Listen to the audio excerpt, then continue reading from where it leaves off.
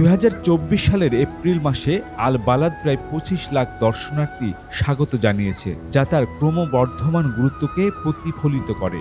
Saudi আরবের vision 2030-এর লক্ষ্য অনুযায়ী 2030 সালের মধ্যে 150 মিলিয়ন পর্যটক আকৃষ্ট করার পরিকল্পনা রয়েছে। এ লক্ষ্যে অক্টোবর 2023 সালে পাবলিক ইনভেস্টমেন্ট ফান্ড PIF আল বালাদ ডেভেলপমেন্ট কোম্পানি BDC প্রতিষ্ঠা করেছে, যা এই ঐতিহাসিক জেলার উন্নয়নের জন্য বিশদ পরিকল্পনা বাস্তবায়ন করছে। And this lady is going to visit someone. This is my neighbor. His mother washing him. I know this kid. He is making tamiz. It's tamiz, which is the Afghani bread. Oh. It is very common here. It's still same. It's still same.